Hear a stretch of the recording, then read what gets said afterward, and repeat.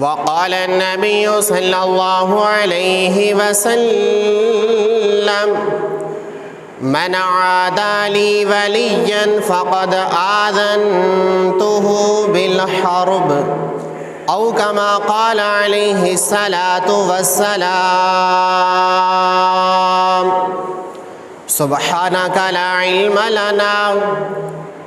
علم لنا سبحانك لا علم لنا إلا ما علمتنا إنك أنت العليم الحكيم سبحان ربك رب العزة عما يصفون وسلام على المرسلين والحمد لله رب العالمين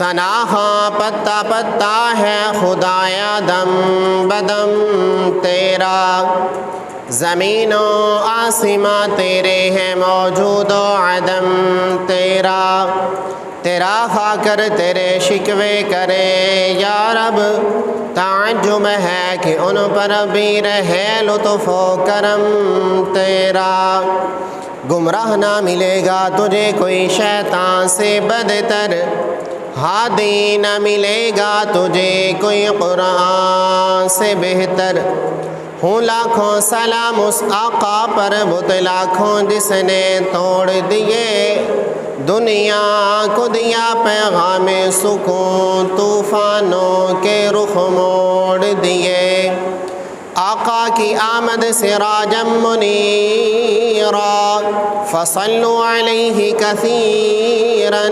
کثیرا اللهم صل على محمد وعلى آل محمد كما صليت على إبراهيم وعلى آل إبراهيم إنك حميد مجيد اللهم بارك على محمد وعلى آل محمد كما باركت على إبراهيم وعلى آل إبراهيم إنك حميد مجيد اللهم صل على محمد في أول كلامنا اللهم صل على محمد في أوسط كلامنا اللهم صل على محمد في آخر كلامنا اللهم صل على محمد النبي الأمي وعلى آله وسلم تسلیما انتہائی واجب الاحترام دوستوں بزرگوں اور بھائیوں، اللہ رب العزت کا بڑا کرم احسان اور اس کا فضل ہے، اللہ تعالیٰ نے ہمیں مسلمان بنایا، مسلمان گھرانے میں پیدا فرمایا، ایمان کی دولت نصیب فرمائی اور اپنے سب سے پیارے اور لاڈلے پیغمبر جناب محمد رسول اللہ صلی اللہ علیہ وآلہ وسلم کی امت میں پیدا فرمایا اور ہمیں اپنی زندگی کے اندر یہ جمعۃ المبارک کا دن عطا فرمایا، اپنے گھر میں آنے کی توفیق نصیب فرمائی۔ اللہ تعالیٰ کے ان انعامات پر، ان احسانات پر، اللہ تعالیٰ کی ان کرم نوازیوں پر جتنا بھی شکر ادا کیا جائے وہ کم ہے۔ اللہ رب العزت سے دعا ہے اللہ ہمیں ان نعمتوں کی پوری قدردانی نصیب فرمائے۔ اللہ تعالیٰ نے انسانوں کو سیدھا رستہ دکھانے کے لیے، دنیا اور آخرت کی رہنمائی کرنے کے لیے، دنیا اور آخرت کی کامیابی انسانوں تک پہنچانے کے لیے انبیاء کرام علیہم السلام کا سلسلہ شروع فرمایا۔ یہ سلسلہ حضرت سیدنا آدم علیہ السلام سے شروع ہو کر میرے اور آپ کے آقا جناب نبی کریم صلی اللہ تعالی علیہ وسلم تک مکمل ہوا۔ حضور علیہ السلام نبی بھی ہیں، اور آخری نبی بھی ہیں، آپ کے بعد قیامت تک کوئی نبی نہیں آئے گا۔ اللہ تعالیٰ نے جیسے انبیاء کرام علیہم السلام کے اندر مراتب رکھے، تلک الرسل فضلنا بعضهم علی بعض، اللہ رب العزت خود فرما رہے کہ ہم نے انبیاء میں کسی کو کسی پر فضیلت دے رکھی ہے۔ ایسے ہی اللہ رب العزت نے مومنوں کے بارے میں، مسلمانوں کے بارے میں بھی فرمایا وَرَفَعَ بَعْضَهُمْ عَلَى بَعْضٍ، ہم نے بعض کو بعض پر فضیلت دے رکھی ہے۔ وہ فضیلت والے کون لوگ ہوتے ہیں؟ وہ فضیلت والے وہ لوگ ہوتے ہیں جو دنیا کے اندر رہتے ہوئے اللہ تعالیٰ کی دی ہوئی نعمتوں کو استعمال کرتے ہوئے اپنے رب کو راضی کر لیتے، اپنے رب کے فرما بردار بندے بن جاتے ہیں، اور ہماری زبان کے اندر ان کو اولیاء اللہ کہا جاتا ہے۔ اور اللہ رب العزت نے قرآن پاک کے اندر کئی جگہوں پر بارہا ان کا ذکر فرما کر ان کے لیے تذکرے فرمائے۔ اللہ رب العزت نے ان کے بارے میں اعلان فرمایا ہے، الا سن لو، بے خبر ہو جاؤ، بے شک پکی بات ہے، ان اولیاء اللہ، جو اللہ کے ولی ہیں، اللہ کے دوست ہیں، لا خوف علیہم ولا هم یحزنون، نہ دنیا کے اندر ان کو کوئی خوف ہوتا ہے اور نہ ہی ان کے سامنے آخرت میں کوئی ڈر ہوگا۔ کیوں؟ وہ اللہ کے فرما بردار بندے بن چکے، اللہ کو پہچان چکے ہیں، اللہ کو مان چکے ہیں، اپنا آپ اللہ کے سامنے جھکا چکے ہیں، اب ان کی مرضی اللہ کی مرضی کے مطابق بن چکی ہے۔ اور ہمارے سامنے دنیا کے اندر بے شمار لاتعداد اولیاء اللہ ہیں، ان کا تذکرہ کرنا، ان کو ماننا اس وجہ سے ہوتا ہے کہ ہمارے اندر بھی ان جیسی صفات آ جائیں، ہم ان کو مانتے ہیں، ان جیسے بننے کی کوشش کرنے لگ جائیں۔ سلطان باہو رحمہ اللہ تعالیٰ کا تذکرہ کرتے ہیں اس وجہ سے کہ وہ اللہ سے ڈرنے والے تھے، ہم بھی اللہ سے ڈرنے والے بن جائیں۔ پیر سیال کا تذکرہ کرتے ہیں اس وجہ سے کہ ہم بھی ان جیسے بن جائیں، ان جیسی صفات ہمارے اندر آ جائیں۔ پیر سید جماعت علی شاہ رحمہ اللہ تعالیٰ کے واقعات بیان کرتے ہیں اس وجہ سے کہ ہم بھی ان جیسے بننے لگ جائیں، ان جیسی صفات ہمارے اندر آ جائیں۔ شیخ عبد القادر جیلانی رحمہ اللہ تعالیٰ کا تذکرہ کرتے ہیں اس وجہ سے کہ وہ سچ بولنے کے عادی تھے، ہم بھی سچ بولنے والے بن جائیں۔ ابھی چھوٹے سے بچے تھے، اتنی زیادہ عمر نہیں ہوئی، کسی قافلے کے ساتھ جانا پڑا، والدہ نے تیار کر کے بھیجا کہ جاؤ بیٹا ان کے ساتھ چلے جاؤ۔ جو پیسے پاس تھے وہ اپنے بچے کی شلوار کے ساتھ سلائی کر دیے، جب ضرورت پڑے یہاں سے نکال لینا، جیب کے اندر نہیں ڈالے کہ بچہ ہے کہیں گم نہ کر بیٹھے۔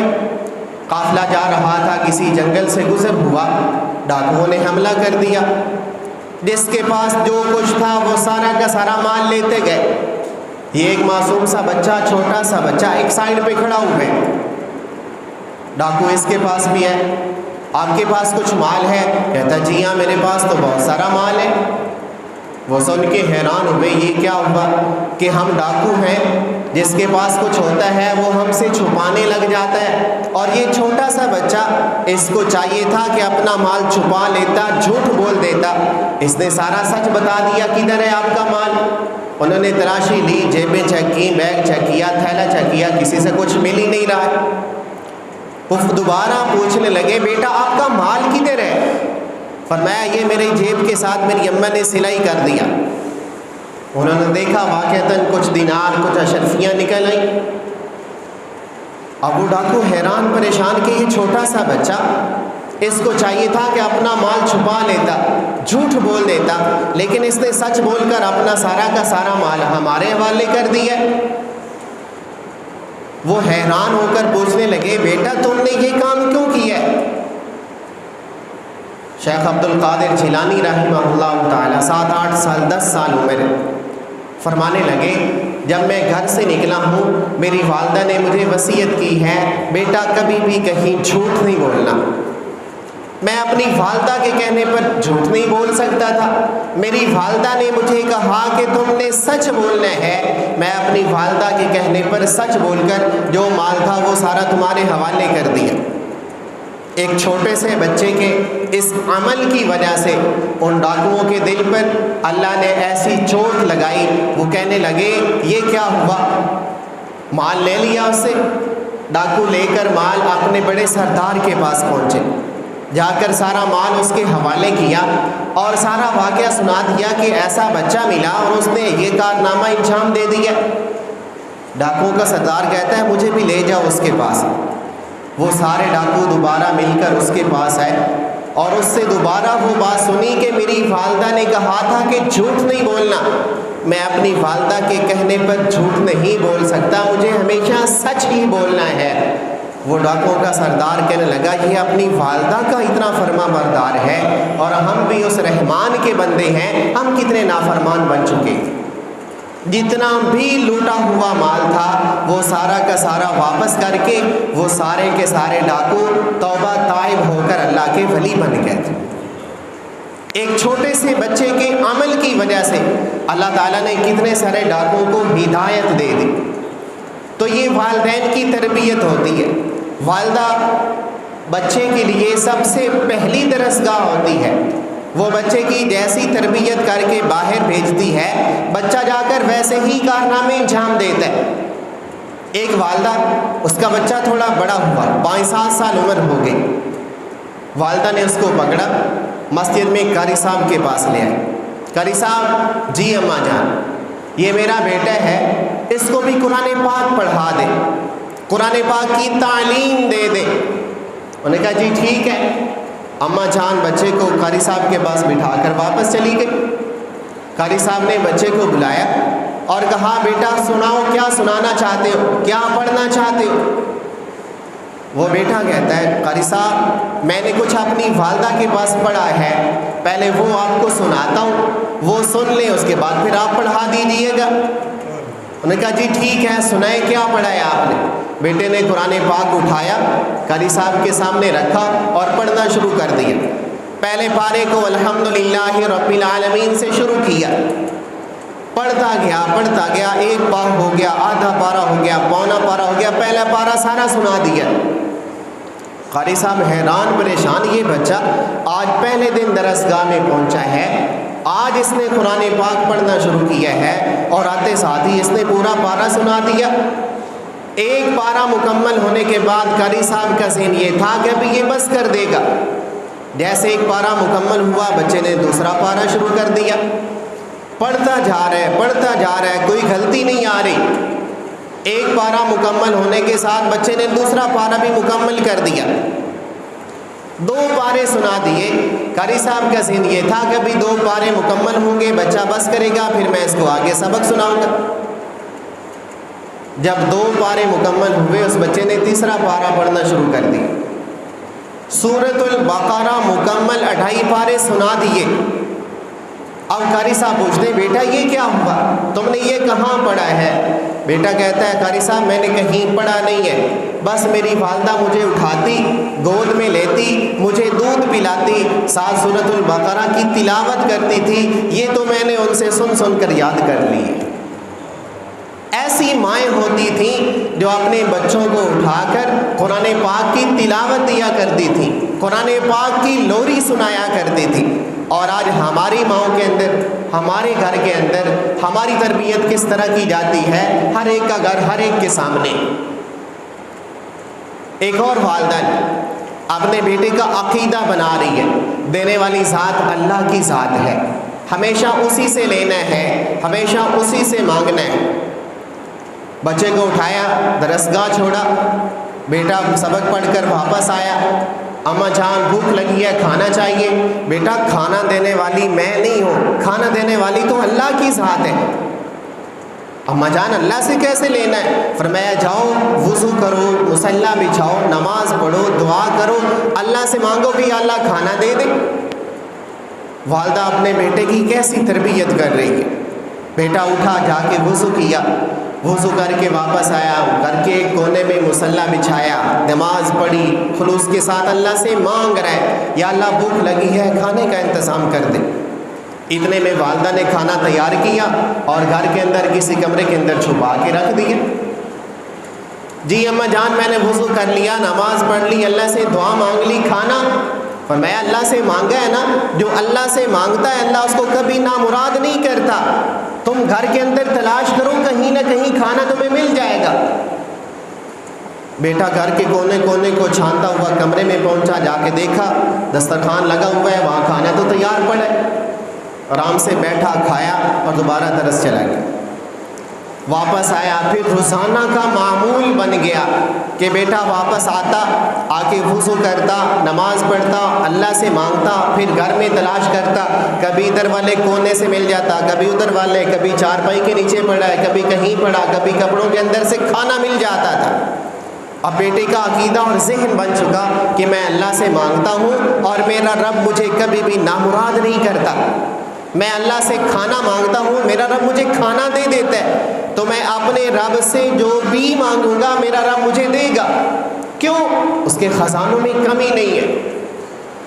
अब मामूल बन चुका, बेटा रोज़ाना दरस पढ़ के वापस आता, आके दुआ करता, नमाज पढ़ता, वज़ू करता, मुसल्ला बिछाता, रब से मांगता, उसे खाना मिल जाता।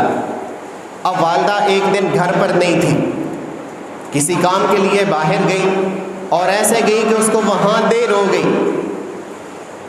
अब ये सोचने लग गई कि मैंने बेटे के लिए खाना बना के नहीं रखा, मेरा बेटा वापस आएगा, वज़ू करेगा, नमाज पढ़ेगा, दुआ मांगेगा और खाना तलाश करेगा, उसको खाना नहीं मिलेगा तो उसका अकीदा ख़राब हो जाएगा। वो सोचेगा कि मेरा रब मुझे खाना ही नहीं दे सकता। जहाँ वालदा गई हुई थी, सफ़र लंबा था, वापस आने में देर हो सकती थी, वालदा ने भी वज़ू किया और मुसल्ला बिछाकर अल्लाह से मांगना शुरू कर दिया।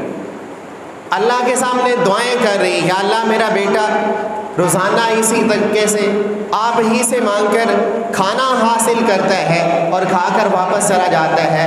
आज मैं घर पे नहीं हूँ, अगर आज मैंने खाना बना के नहीं रखा, बेटा घर में खाना तलाश करता रहेगा, उसको खाना नहीं मिलेगा।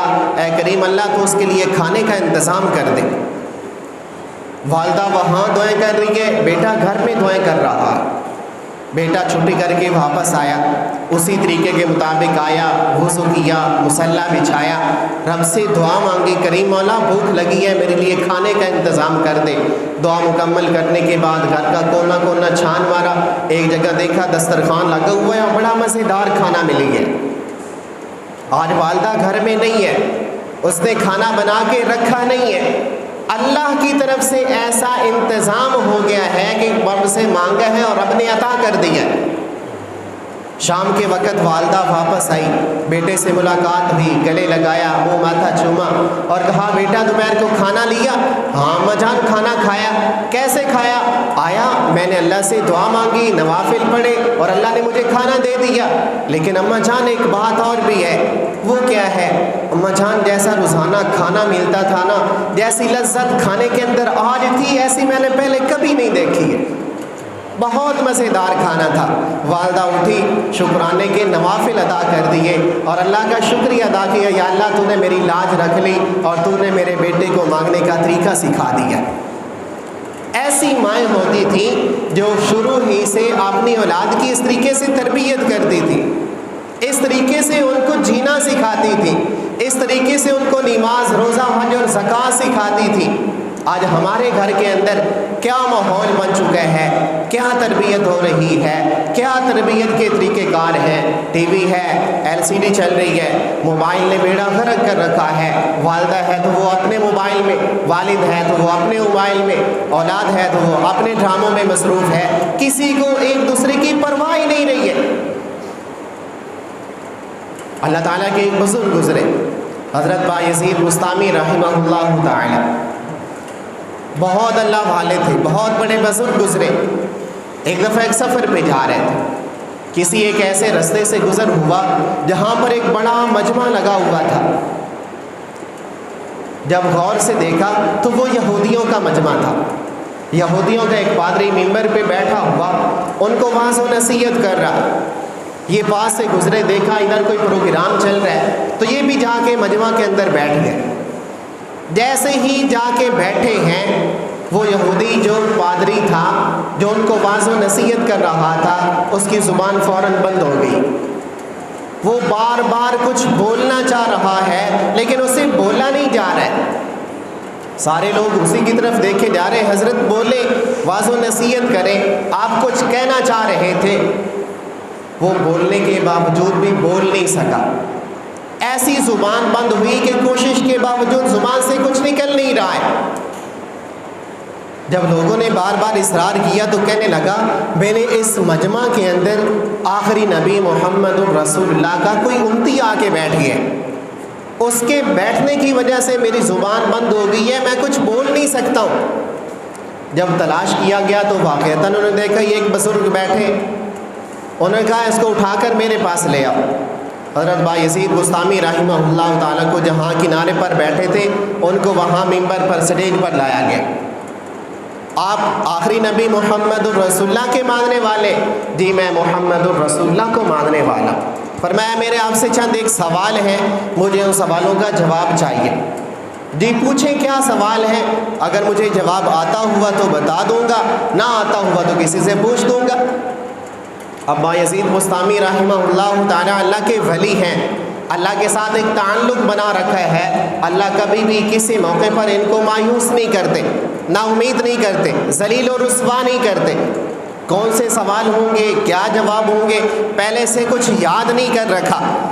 اب یہودی پادری کے سوالات کا سلسلہ شروع ہوتا ہے۔ وہ کہتے ہیں مجھے یہ بتاؤ کہ دنیا کے اندر کون سی چیز ایسی ہے جو کائنات کے اندر صرف اور صرف ایک ہی ہے، دو نہیں ہے۔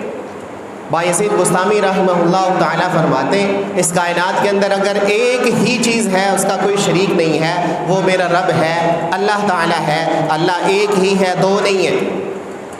فرمایا ایسی دو چیزیں بتاؤ جو اس کائنات کے اندر صرف دو ہی ہیں، تین نہیں ہے۔ فرمایا دن اور رات یہ دو ہیں، تین نہیں ہے۔ فرمایا ایسی تین چیزیں بتا دو جو کائنات کے اندر تین ہی ہیں، چار نہیں ہیں۔ فرمایا اللہ تعالیٰ کے پاس عرش پر تین چیزوں کا ذکر آتا ہے، لوح، قلم اور کرسی، یہ تین ہی ہیں، ان کے ساتھ چوتھی نہیں ہے۔ فرمایا ایسی چار چیزیں بتاؤ جو اس کائنات کے اندر چار ہی ہیں، پانچ نہیں ہیں۔ فرمایا اللہ تعالیٰ نے آسمان سے آسمانی کتابیں تورات، زبور، انجیل اور قرآن مجید، یہ چار کتابیں ہی اتاری ہیں، کوئی پانچویں کتاب نہیں ہے۔ فرمایا ایسی پانچ چیزیں بتا دو جو اس کائنات کے اندر پانچ ہی ہیں، چھ نہیں ہیں۔ فرمایا مسلمان ہیں، اللہ تعالیٰ نے ہم مسلمانوں پر 5 نمازیں فرض کی ہیں، فجر، ظہر، عصر، مغرب اور عشاء، یہ 5 نمازیں ہیں، کوئی چھٹی نماز نہیں ہے۔ فرمایا ایسی 6 چیزیں بتا دو جن کی کوئی 7ویں نہیں ہے۔ فرمایا اللہ رب العزت نے قرآن پاک میں ارشاد فرمایا ہے، اللہ الذی خلق السماوات والارض فی 6 ایام، اللہ تعالیٰ نے زمین اور آسمان کو 6 دن میں پیدا کیا ہے، یہ دن 6 ہیں، 7 نہیں ہیں۔ فرمایا ایسی 7 چیزیں بتا دو جو اس کائنات کے اندر 7 ہیں، 8 نہیں ہیں۔ فرمایا ہفتے کے دن 7 ہیں، یہ 8 نہیں ہو سکتے۔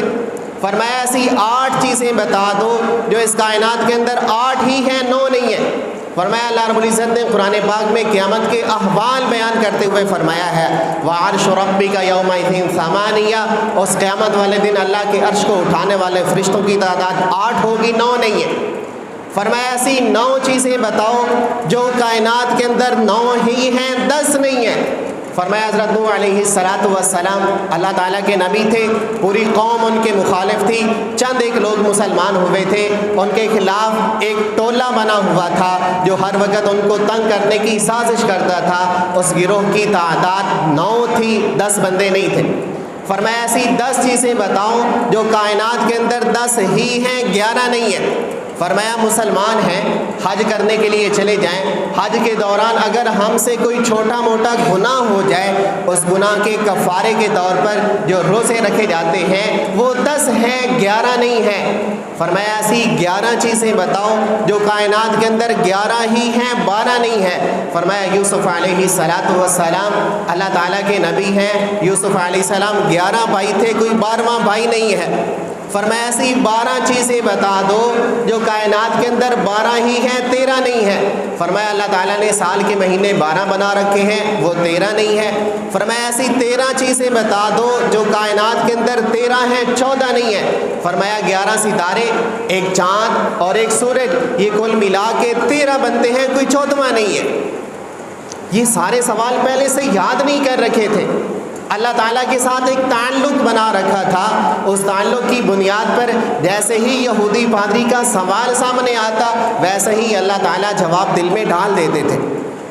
اب یہودی نے دیکھا میں ہندسوں کے سوال کرتا جا رہا ہوں، 1 بتا 2 بتا 3 بتا، یہ سارے سوالوں کا جواب دیے جا رہا ہے، کسی بات پہ لاجواب نہیں ہو رہا، مجھے کسی اور طریقے سے سوال کرنا چاہیے۔